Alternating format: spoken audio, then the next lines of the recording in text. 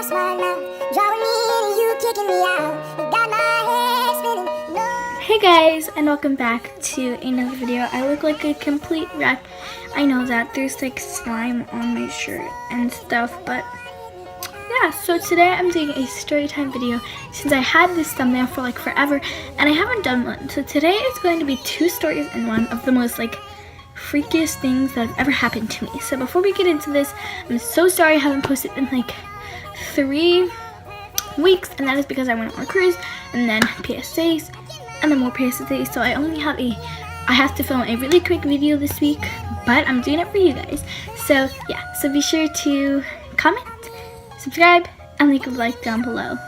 So let's get right on into the story time. Disclaimer, I'm sorry if my cat walks through this a lot because I just have a feeling that she's gonna make noises and do that stuff, so be prepared. Okay, so I'm gonna start with the first story first and then the second one since they're pretty short, but they both are pretty scary. So the first one happened a year ago.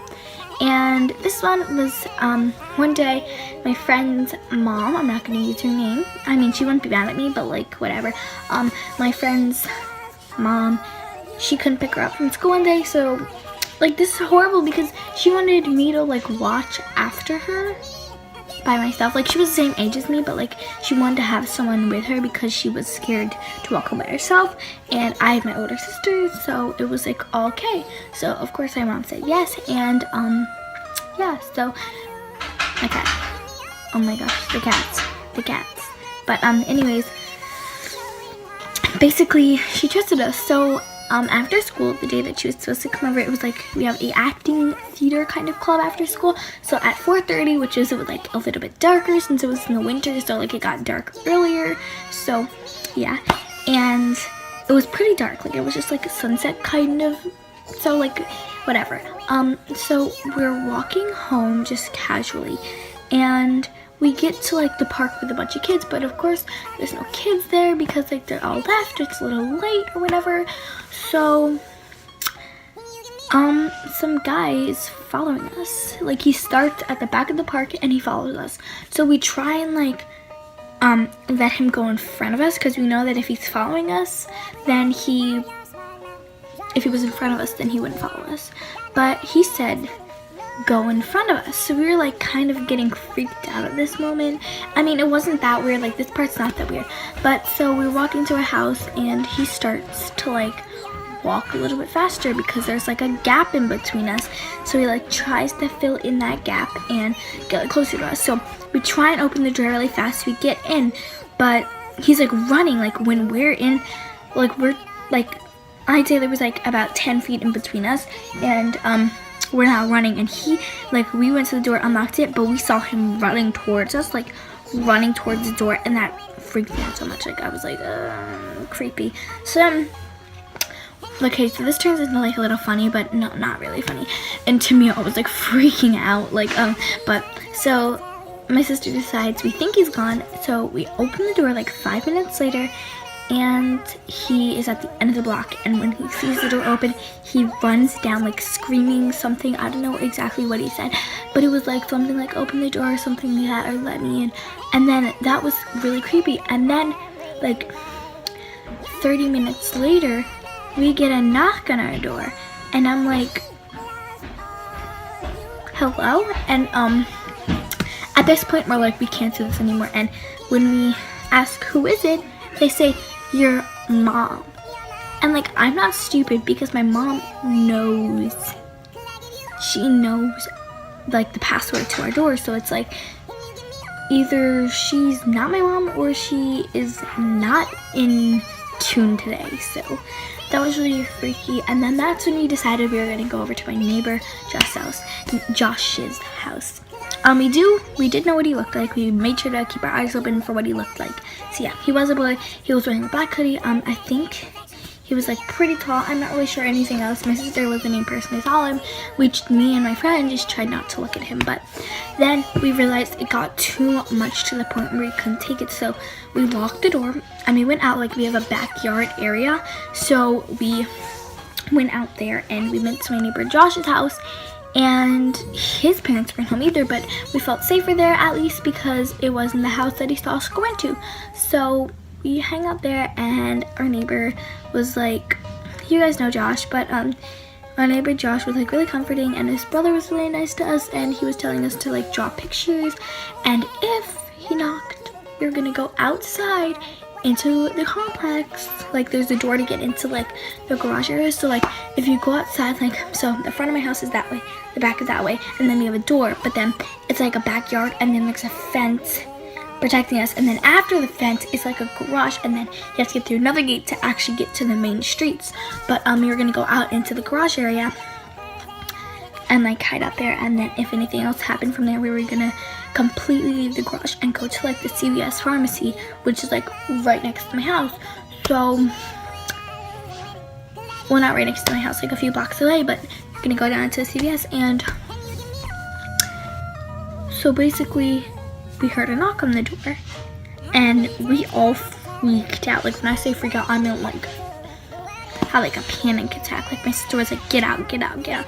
And I felt so bad for my friend because she just wanted something that wasn't scary. Like her first experience kind of walking home by herself happened to be like the worst experience anyone could ever have. And so little did we know, we forgot to open the gate, and so we got ourselves locked out there. Luckily someone had their phone. And here's the funny part, I mean this story was totally scary, but it was actually Zach's mom and brother Josh, who were just knocking on the door to come in, and we thought it was the creepy killer. And we got ourselves locked up there, but we had a phone. Like praise. But yeah, so that is the first story. I hope you guys enjoyed that one. That is like the scariest thing that's ever happened to me. But next story is a little bit more like I wasn't there for it, but we did have to call the cops. And also, just so you guys know, no one was hurt in any of this, and we did call the cops both times. So yeah, we were really safe about it. And guys, just don't open the door for anyone. That's basically the lesson, because you never know who they are. We also had a stalker who did that, but that's another story time for next time. So the second story is not as creepy. It's just like a normal thing if you live in a city, if you live in an area where there's lots of people who have parties or whatever. So there's college kids next to me. This has nothing to do with them, but they're always partying and like crazy and like drinking and smoking and whatever. So I have to deal with that, and they always play like really loud music that is like so 1950s. Like, no. But yeah. So the second story is a little more common. I mean, the first story is actually really common, but the second story is not as scary, or not as scary to me.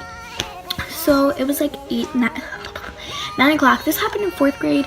This happened not in 4th grade. This happened maybe 5th or 4th, like, so like 2-3 years ago. I don't know, but it might have happened like any time between there. But my cat's meowing.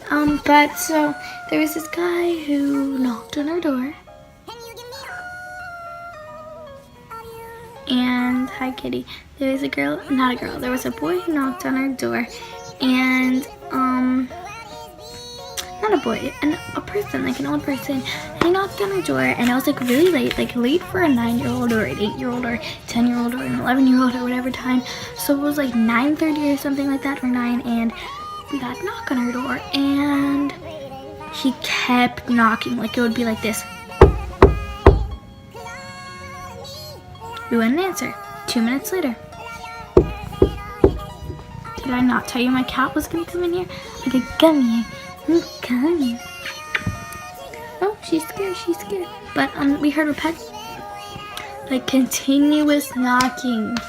And finally my dad got out of bed and went to the door. He looked at the people, and he said like he thought it might be like our neighbor or something like that, because there was just like a shadowy figure. So he kept the chain lock on, so he couldn't like come in physically, like, but he could like see outside the door. We don't have that type of door anymore. We have like a special weird lock where you have to put in a password, then you have to unlock it. Complicated. But this time he was like really drunk or like on something, and he opened the door and he was like, "Hey bro, can I chill here?" Like one. I was like, "What?" Heck to the no. No, but that's actually not what my dad said. He was just like, so this crazy dude just knocked on the door and wanted to chill for the night. And he apparently tried to get in the door, like he tried to open it, but I mean, that's kind of freaky. Not that it's not freaky, but like that one was just a weird story time. But that one was just like for an 8-year-old or however it was. Like, that was like, oh my gosh, guys, Billy, Sarah, guess what? There's a little creepy guy in my house. Guess what? I don't care. Da da da da da da. I don't know what I'm doing. But those are the two most scariest. Actually, those are just like the two most recent-y kind of things that have happened. I also had like a stalker. Comment if you guys want to hear more scary times, because this was really fun to film. Yeah, so be sure to like and subscribe and comment down below. Bye guys, hope you enjoy. How many times do I have to tell you? Even when you're crying, you're beautiful.